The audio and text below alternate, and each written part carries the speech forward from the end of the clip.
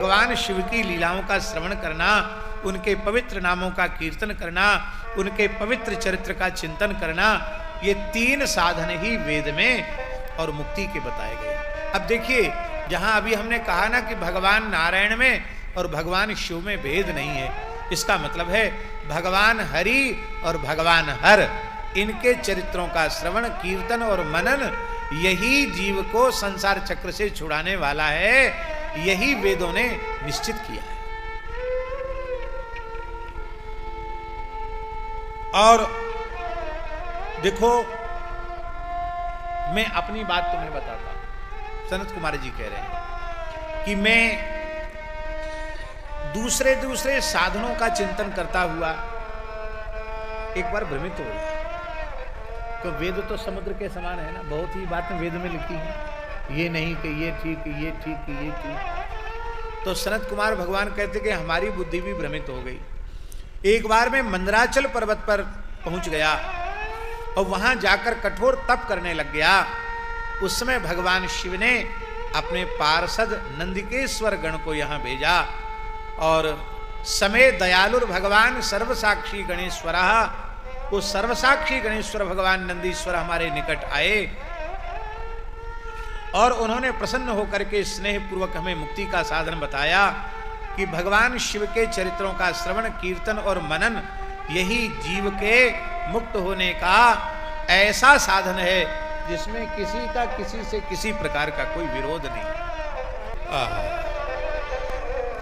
अब ऋषियों ने एक प्रश्न और कर दिया। ऋषि कह रहे हैं कि हे भगवान,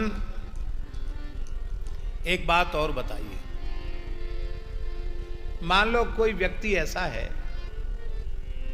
जिससे न श्रवण हो रहा है, न कीर्तन हो रहा है, न मनन हो रहा है। कभी कभार सुन लिया, कभी कभार कुछ कीर्तन कर लिया, कभी कभार मनन कर लिया। ठीक से न श्रवण कर पाता है, न कीर्तन कर पाता है, न मनन कर पाता है। क्या ऐसे मंद जीव के भी कल्याण का कोई साधन है क्या?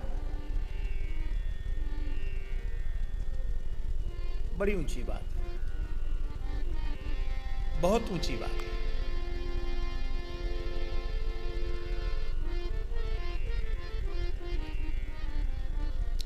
अच्छा, ईमानदारी से अपने आप से पूछो, छाती पर हाथ धर के पूछो, खुद से पूछो, स्वयं से पूछो,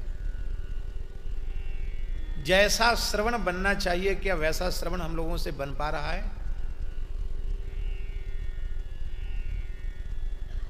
जैसा कीर्तन होना चाहिए क्या उस प्रकार का कीर्तन हम लोगों के द्वारा हो पा रहा है? जैसा मनन चिंतन होना चाहिए क्या उस प्रकार का मनन चिंतन हम लोगों के द्वारा संभव हो पा रहा है क्या? जब नहीं हो पा रहा है तब आपने कल्याण के साधन तो तीन ही बताए कि वेद सम्मत जीवों के कल्याण के तीन ही साधन हैं, श्रवण, कीर्तन और मनन। और तीनों में शिथिलता है तो ऐसा मंद भाग्य प्रमादी जीव, वो भी मानो अपना कल्याण चाहता हो तो वो क्या करे?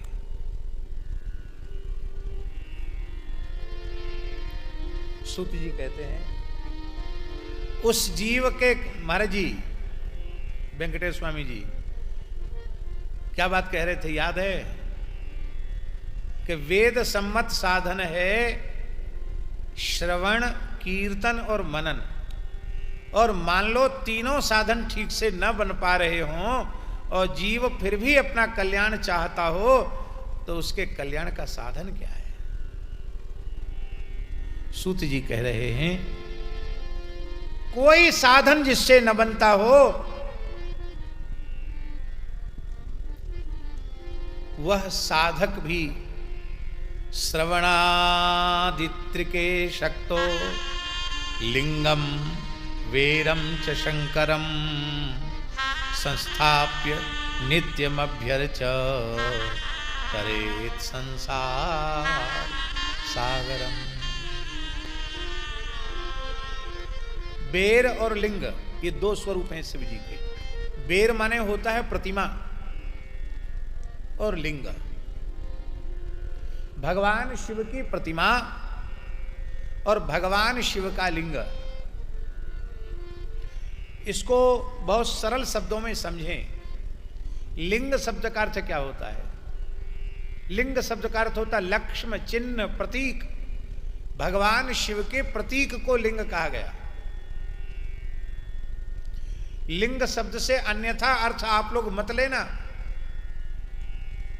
भगवान शिव के दो स्वरूप हैं, एक सकल और एक निष्कल। निष्कल माने निर्गुण निराकार। निर्गुण निराकार उनका स्वरूप है शिवलिंग। उसमें न मुख है, न हाथ है, न पैर है, न नाक है, न श्रवण है, और सब कुछ न होते हुए भी सब कुछ है।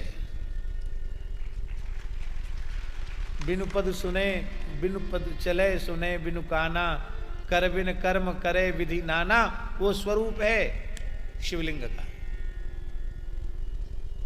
और एक स्वरूप है वीर। वीर माने उनकी प्रतिमा, जिसमें उनके पूरे स्वरूप का दर्शन हो।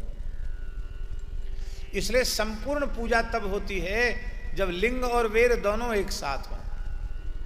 इसलिए प्रतिमा न हो तो कम से कम चित्रपट ही सही। भगवान शिव पार्वती का पूरे शिव परिवार का एक चित्रपट अवश्य शिवालय में रखना चाहिए। प्राचीन परंपरा शिवजी का जहां लिंग होता है वहां शिवजी की मूर्ति भी होती है। तो जो श्रवण कीर्तन मनन ना भी कर सके वो अपने घर में शिवलिंग की स्थापना कर ले, शिवजी की स्थापना कर ले, और रोज शिवजी को बहुत सस्ती सेवा पूजा है शंकर जी की। सब देवता महंगे हैं, शंकर जी सबसे सस्ते हैं। एक लोटा जल चढ़ा दो, ऐसे ऐसे करके गाल बजा दो, बम बम बम बम बम कर दो, उसी में शंकर जी प्रसन्न हो गए। थोड़े अक्षत चढ़ा दो, बिल्वपत्र चढ़ा दो, और कोई महंगा वाला फूल नहीं, आक धतूरे का फूल आप चढ़ा दो, इतने से ही भगवान शिव प्रसन्न हो जाते। कोई साधन न बने, रोज शिवलिंग का अर्चन करो, इतने से भी तुम संसार सागर से मुक्त हो जाओगे। और यहां पवित्र लिंगायत संप्रदाय की पवित्र परंपरा में तो यहां तो ऐसे वैष्णव हैं शिवलिंग को कंठ में धारण करते हैं और बिना शिवजी का अभिषेक किए, बिना उनका चरणामृत लिए जल भी नहीं पीते हैं। ऐसे एक नहीं, दो नहीं, 10 नहीं, 20 नहीं, लाखों की संख्या में ऐसे भक्त हैं। अभी पूरा महाराष्ट्र, कर्नाटक, दक्षिण भारत तक लिंगायत परंपरा के ऐसे लाखों वैष्णव हैं जो प्रतिदिन शिवार्चन करके ही जल पीते हैं। बाल योगी शिवस्वामी गोवत्स श्री वेंकटेश स्वामी जी के भी कंठ में शिवलिंग विराजमान है। चाहे जैसी परिस्थिति हो, नित्य उनका स्नान कराना, स्नान करा के बिल्वपत्र चढ़ा के, भस्म चढ़ा के, तब ही जल पीना पक्का, चाहे जैसी परिस्थिति हो। आप लोग कहेंगे ये परंपरा केवल यहां है। अरे यहां नहीं, ये परंपरा हमारे विरक्त संतों में भी थी, आज भी है। और जब चलते थे तो अपने गले में शालिग्राम सर्वेश्वर भगवान को, संपुट को अपने कंठ में विराजमान करके चलते थे। वो कहीं गए नहीं भारत के बाहर। सारा जीवन एक अंतर्मुख साधक की तरह, महापुरुष की तरह, महान रसिक की तरह उन्होंने श्री महल में ही अपना संपूर्ण जीवन व्यतीत किया। अद्भुत महापुरुष। ये पुराने संतों की परंपरा रही है।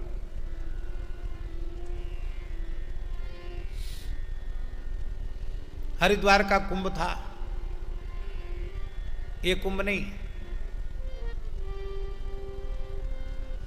ये अभी हमारा हरिद्वार का चौथा कुंभ आएगा। तीसरे कुंभ की बात है, 3 कुंभ पहले की बात।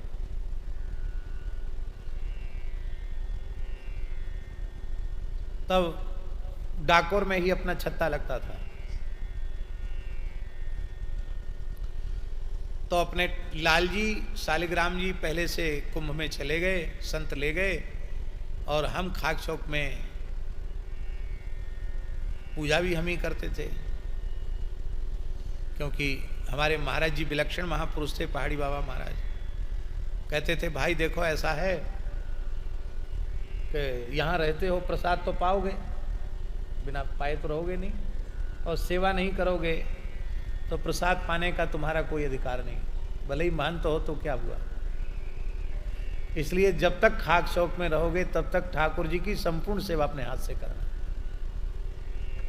और ये गंगादास बैठे हैं, वहाँ ऐसा नहीं था जैसा इस समय हम हमारे यहाँ हो रहा है कि पुजारी के नीचे 2-2, 3-3 असिस्टेंट हैं। जो खाक शौक में जो पुजारी होता था अनंतदास जी महाराज, उसे ही झाड़ू लगाना, उसे पोंछा लगाना, उसी को पार्षद बनिया करना, उसी को भंडार घर में जाके थाल लगा के लाना, उसी को मिलाना, फिर थाल पात्र अमनिया करके तब पोंछ करके रखना। हम करते थे ये सब वहाँ। ऐसा नहीं कि किसी चेला को या किसी विद्यार्थी को दे दें। महाराज जी की भ्रकुटी टेढ़ी हो जाती थी, पुराने महापुरुष थे। बुढ़ा हो गया क्या?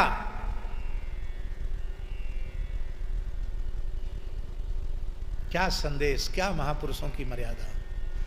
आज स्थानधारी महंत आरती स्तुति में खड़े नहीं होते हैं।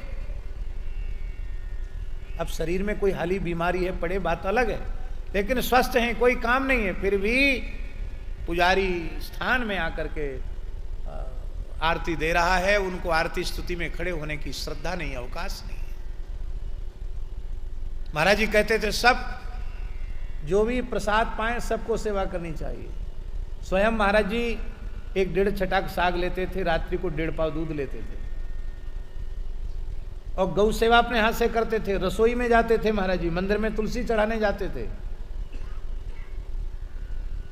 लगभग 130 वर्ष की आयु में भगवत धाम प्रयाण किया उन्होंने, और अंतिम क्षण तक सेवा उनकी रुकी नहीं, सेवा करते रहे। एक बार बुखार हो गया, तेज बुखार, तो दिन में फलाहार नहीं किया। हम पुजारी थे, हमने दूध ब्यारू का, ठाकुर जी का दूध लेकर के हम गए, तो महाराज जी बोले हमको उठा के बिठा दो, शरीर कांप रहा है। उठा के बिठाया तो उन्होंने दोनों हाथ से गिलास को छूकर प्रणाम किया, बोले पी जा। महाराज जी आप ले लो। तो महाराज जी ने मना, अरे मैंने मना कर दिया ना, क्यों पीछे पड़ा है। फिर मैंने थोड़ी देर में, महाराज जी आपने दिन भर कुछ नहीं लिया, वृद्ध शरीर, थोड़ा दूध ही ले लीजिए। तब उन्होंने क्या कहा, उन्होंने कहा आज मैंने अपने हाथ से गौ सेवा नहीं की है, इसलिए मैं दूध पीने का अधिकारी नहीं।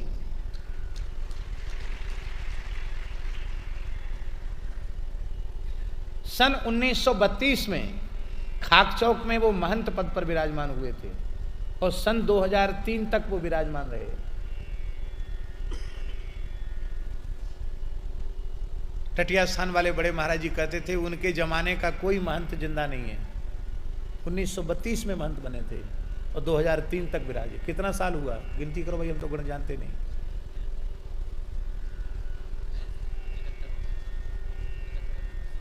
हैं 73 वर्ष गद्दी पर बैठे, आप सोचो।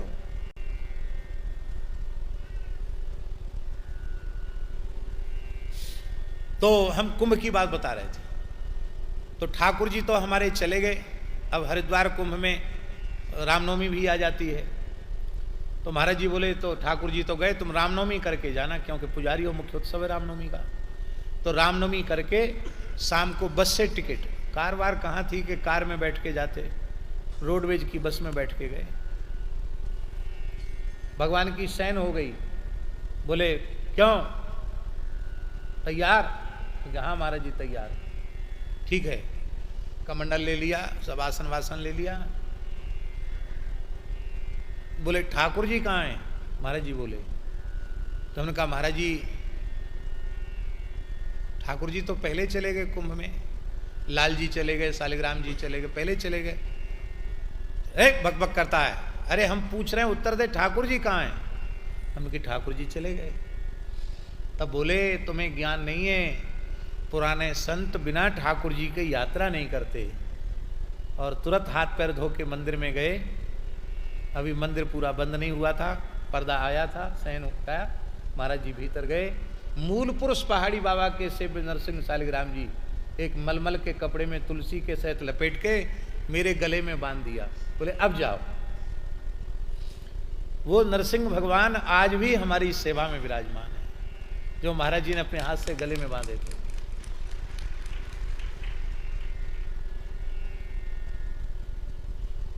तो जैसे यहां लिंगायत परंपरा में कंठ में बांधते हैं, ऐसे हमारे यहां भी बांधते थे शालिग्राम जी गले में। और हमारे यहां भी पुराने संत कुछ न बने तो शालिग्राम जी को स्नान करा के चरणामृत ले लिया और तुलसी जल चढ़ा दिया। हमारे यहाँ साधुओं में कहावत थी शालिग्राम जी की सेवा के बारे में, धो के पी लो और दिखा के खा लो। हो गई सेवा पूजा। धो के पी लो और दिखा के खा लो। धो के पी लो, चरणामृत मिल गया, और जो कुछ आवे रूखा सूखा तुलसी जल पधरा के भोग लगाओ, पालो। बोलो भक्तवत्सल भगवान की जय। आगे शिव पुराण में वर्णन आएगा, कंठ में श्री शालिग्राम को धारण करने की महिमा अभी इसमें आएगी शिव पुराण में। शिव पुराण में शालिग्राम का बड़ा महात्म्य का वर्णन है। भगवान चाहेंगे तो उसका हम वर्णन करेंगे। तो जो श्रवण कीर्तन मनन न कर सकता हो, वो केवल नित्य प्रति शालिग्राम का पूजन करे, नर्मदेश्वर शिवलिंग का पूजन करे और चरणामृत ले ले, तुलसी बिल्वपत्र चढ़ा दे, इतने मात्र से उस जीव का कल्याण सुनिश्चित हो जाएगा। और महाराज जी लिखा है कि शिव भक्त का कर्तव्य है कि वह सब कुछ भूल जाए पर अपने सेव्य शिव जी को कभी न भूले। ध्यान में आए? बहुत से लोग कहते हैं हमारा वहाँ सूटकेस छूट गया, हमारे वहाँ चप्पल छूट गई, हमारा वहाँ अमुक सामान छूट गया। यहाँ कहते सब कुछ छूट जाए पर अपने ठाकुर जी नहीं छूटने चाहिए। लोग कहते हम यात्रा कर रहे थे, हमारे ठाकुर जी छूट गए। ठाकुर जी छूट गए, जिस थैले में पैसा था वो नहीं छूटा, जिसमें रुपया था वो तो नहीं छूटा, और जो ठाकुर जी का संपुट था वो छूट गया। इसका मतलब 1 नंबर पर रुपया वाला थैला था और 2 नंबर पर ठाकुर जी थे। ठाकुर जी 2 नंबर पे नहीं रहते, वो तो 1 नंबर से भी 1 नंबर पर रहते, 2 नंबर पे नहीं रहते। ठाकुर जी को अपना प्राण मानकर अपनी छाती से लगा कर ठाकुर जी को कभी अपने से दूर नहीं करना।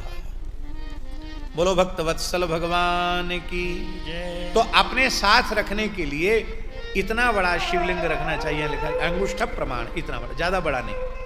और जब बड़े शिवलिंग की स्थापना करना हो तो बड़े भक्तिभाव से मंडप, गोपुर, मठ आदि तीर्थ की स्थापना करे, उत्सव करे, और वस्त्र, गंध, पुष्प, धूप, दीप और महाराज जी मालपुआ आदि सुंदर व्यंजनों से वो भोग लगावे और बड़े बड़े उत्सव महोत्सव करे, राजोपचार महाराजोपचारों से पूजन करे।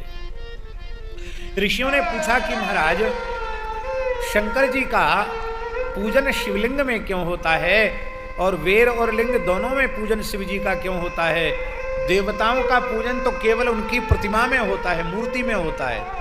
शिव जी का पूजन उनकी प्रतिमा में और लिंग में दोनों में क्यों होता है? तो श्री सूत जी ने वर्णन किया कि इस संबंध में सही सही बात बताने की शक्ति तो केवल श्री भोले बाबा की है, महादेव जी की है।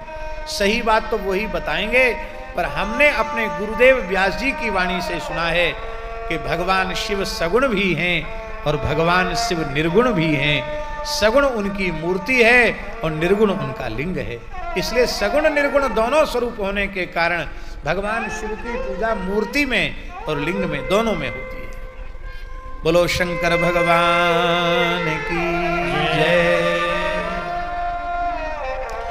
अपिलिंगे च वेरे च नित्यमभ्यर्च्यते जनैः अब्रह्मत्वात् तदन्येषां निष्कलत्वं नहि क्वचित्।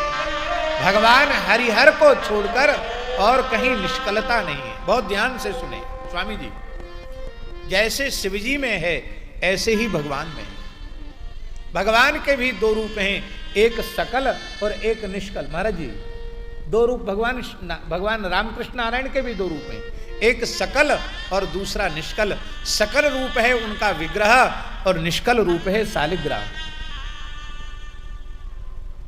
शालिग्राम में हाथ पैर हैं, मुख है, नाक है, कुछ नहीं है और सब कुछ है।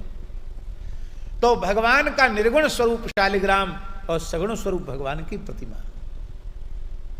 इसी तरह से भगवान शिव का सगुण स्वरूप उनकी मूर्ति और निर्गुण स्वरूप उनका लिंग। इस प्रकार से ये सगुण निर्गुण ये हरिहर दोनों ही सगुण हैं और दोनों ही निर्गुण हैं, इसलिए साक्षात परब्रह्म हैं।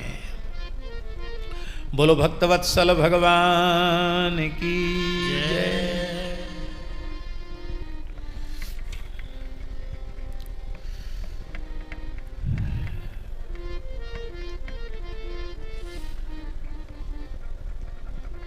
ऋषियों ने पूछा, भगवान व्यास ऋषियों ने सूत जी से पूछा। सूत जी वर्णन कर रहे हैं। सनत कुमार भगवान ने नंदिकेश्वर से पूछा कि हे नंदिकेश्वर भगवान, ये जो शिवलिंग की इतनी महिमा आपने बताई है, तो शिवलिंग का प्राकट्य कैसे हुआ, आविर्भाव कैसे हुआ, इस संबंध में आप कृपा करके बतावें। भगवान शिव के प्रधान पार्षद नंदिकेश्वर गण ने कहा कि पूर्व कल्प में महाप्रलय के पश्चात जब ब्रह्मा जी भगवान नारायण प्रकट हुए और नारायण के नाभि कमल से ब्रह्मा जी प्रकट हुए, तो एक समय की बात है, ब्रह्मा जी में और विष्णु भगवान में दोनों में वाक युद्ध शुरू हो गया। वाक युद्ध जानते हो, बात ही बात करस बढ़े आई, दोनों में झगड़ा शुरू हो गया। झगड़ा किस बात का था? देखो, ये झगड़ा वगड़ा कुछ नहीं है, ये सब लीला हम लोगों को समझाने के लिए।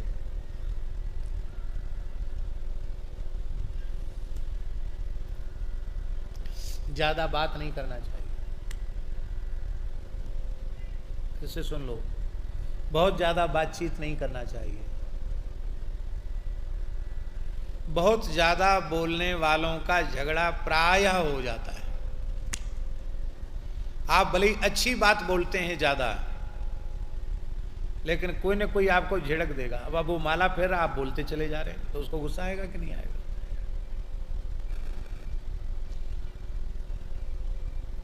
बहुत विचार पूर्वक बोलना, कम बोलना, स्वल्प भाषण करना, मित भाषण करना, ऋत भाषण करना, सत्य भाषण करना, अमृत भाषण करना। बोलना किसी को सीखना हो तो राम जी से सीखना चाहिए। राम जी कितना सुंदर बोलते हैं। राम जी ऋतभाषी हैं, राम जी मितभाषी हैं, राम जी सत्यभाषी हैं, राम जी पूर्वभाषी हैं, राम जी अपूर्वभाषी हैं, राम जी पूर्वभाषी हैं। इतने सरल हैं हमारे रघुनाथ जी के सामने व्यक्ति आया, वो राम राम करे न करे, राम जी मुस्कुरा के कहो भैया कैसे हो, अपनी तरफ से बोलते हैं। पूर्वभाषी अपूर्वभाषी, इनके जैसी मीठी वाणी इनकी ही है। मिष्टभाषी, शिष्टभाषी, स्मितभाषी, मुस्कुरा कर बोलते हैं। बहुत कम बोलते हैं, बहुत ज्यादा राम जी नहीं बोलते हैं। जो बहुत ज्यादा बोलते हैं वो प्रायः झूठ बोलते हैं। बहुत ज्यादा बक बक बक बक करे और बार बार कहे मैं बिल्कुल सत्य बोल रहा हूं, समझ लेना गंगा जी में इतने खड़े हो जाए तो भी झूठ बोल रहा है। ज्यादा बोलने वाले के मुंह से झूठ निकलेगा। आप लोग कहेंगे हम लोग तो सब चुप बैठे हैं, बोल तो आप ही रहे हैं, आप ही बोले चले जा रहे हैं। अरे भाई, हम अपनी बात थोड़ी बोल रहे हैं, जो शिव महापुराण में ऋषियों का संवाद जो लिखा हुआ वो हम बोल रहे हैं। अपने मन से हम भी कुछ न कुछ बोलने लग जाएंगे तो पटांग बोलना शुरू कर देंगे। इसलिए भगवत चर्चा करने में दोष नहीं है। व्यर्थ बकवाद, बिना मतलब, बिना सिर पैर की बातें बक बक बक बक बक बक करते रहना, ये बहुत बड़ा दोष है। ब्रह्मा जी कितने बड़े हैं, विष्णु भगवान कितने बड़े हैं, लेकिन ज्यादा बातचीत का नतीजा ये हुआ कि झगड़ा हो गया। और झगड़ा किस बात का था? सच्ची बात है, पूरे संसार में एक ही बात का झगड़ा है, हम बड़े और हम बड़े। बड़े होने का झगड़ा है। आप सबसे छोटे हो जाओ, आपका दुनिया में किसी से कभी कोई झगड़ा नहीं होगा। तृणादपि सुनी चेना, तृण से भी अधिक अपने को छोटा मान लो, आपका झगड़ा किसी से नहीं हो।